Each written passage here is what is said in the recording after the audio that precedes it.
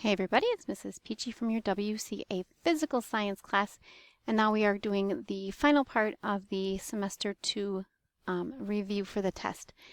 So, the last part of the whole semester was on astronomy, and so that's also the last part of our review.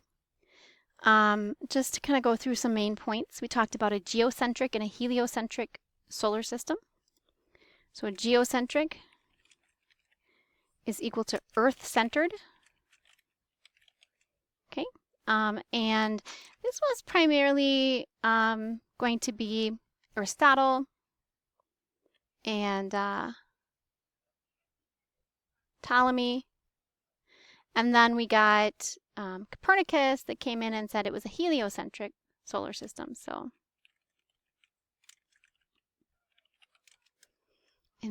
heliocentric is sun-centered. That's Copernicus. We also have other bodies in the solar system, like we have comets, which are icy bodies from the Oort cloud or outer realms of the solar system that get, basically they kind of get like nudged to closer to the sun. So they kind of get nudged into this highly elliptical orbit.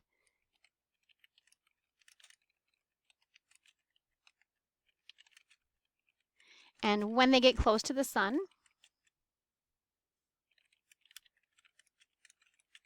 start to vaporize,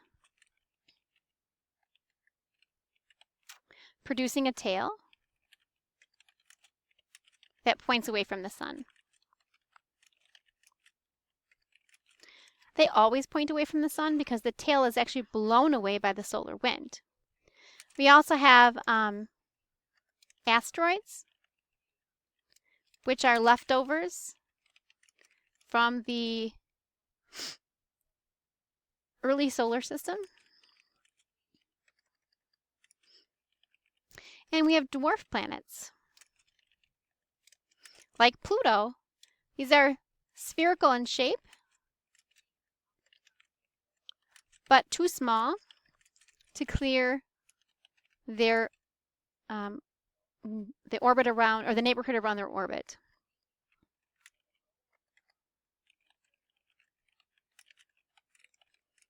This kind of means that they kind of, are going around the sun, but there's also a lot of debris around them that they're not strong enough to attract, so they share their orbit essentially.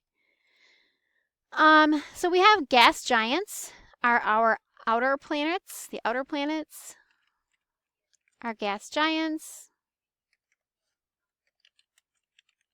made mostly of hydrogen and helium.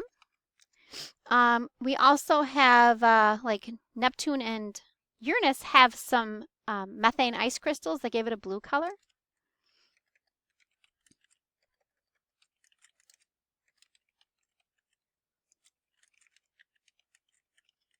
God, gravy.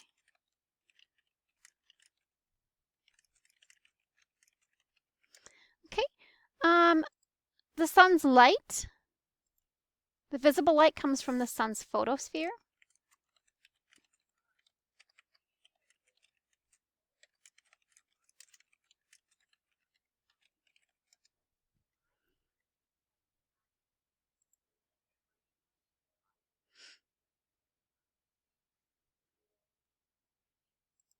Another thing that we looked at is,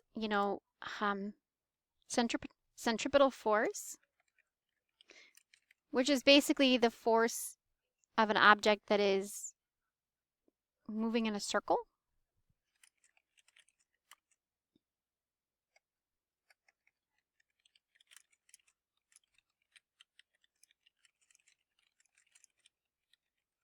For example, the moon.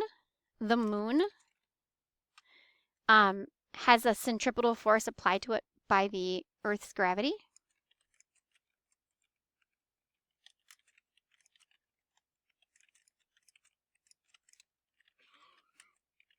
And this forces the moon to move in a circular orbit. It just keeps changing directions, right?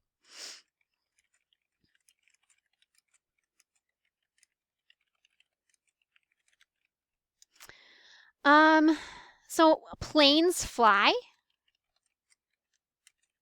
due to Bernoulli's principle, which is basically that because of when air flows over something, it actually is going to have the air below moving faster than the air above, like a wing, for example. And what that does is it causes lift because the below the air you have a higher pressure, so it's going to want to move to an area of low pressure. So it causes this like upward wind, and it actually basically pushes the plane up into the air. It also works for like sometimes roofs that fall off when there's a high wind going over them. One of the things we talked about before was work. Work, remember, has to result, or in order for work to be done, motion has to be the result of the action.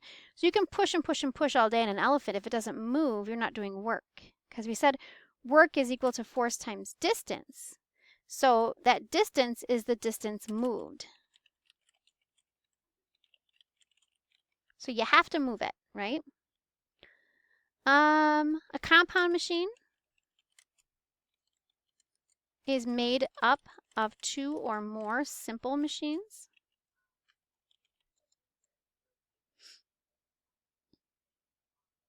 So we have kind of some different ways in which light can penetrate objects. They can be transparent, allow light to fully kind of go through. You could have, excuse me, translucent means some light is scattered.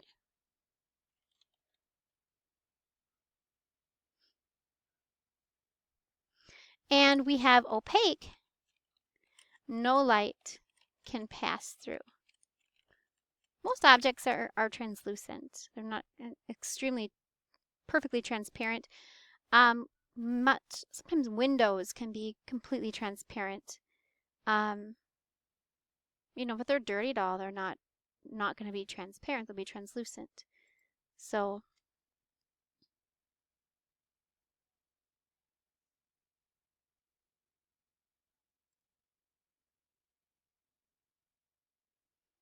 the force of gravity that the sun exerts pulls it towards the sun, or that the moon or the earth is exerting on the moon is pulling the earth toward the moon.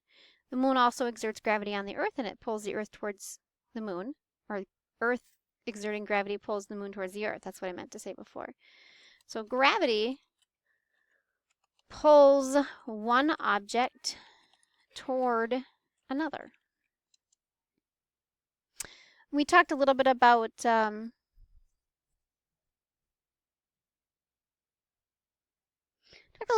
parallax. And how parallax is basically when a nearby star seems to move because you're viewing it from two different angles.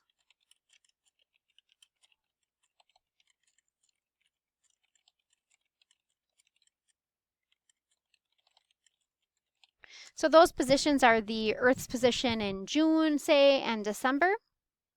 And then you compare that nearby star to the background stars behind it, because those background stars are so far away they won't seem to move at all.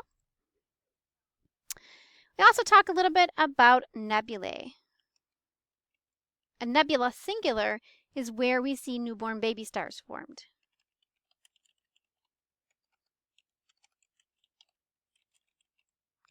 Okay, so that pretty much goes through the study guides, the review for this particular test. Hopefully it will help you prepare. And again, I will refer you to my website where, let's see, I will show you here on the website If you look at my website, let me go to physical science here. And go down to, it says final exam essays. And that will take you to a Google Doc that you can download. And it's going to go through all the essay questions for the final. And remember, you get these now. This is a week before your final. You can complete them and then use this right on your final. Okay, you can't use the study guide that we just made on your final. That's something you're going to use to study from. So hopefully that will help you out, you guys. And if you have any questions or concerns, feel free to contact me at extension 2204, or you can send me a webmail message. Have a great day.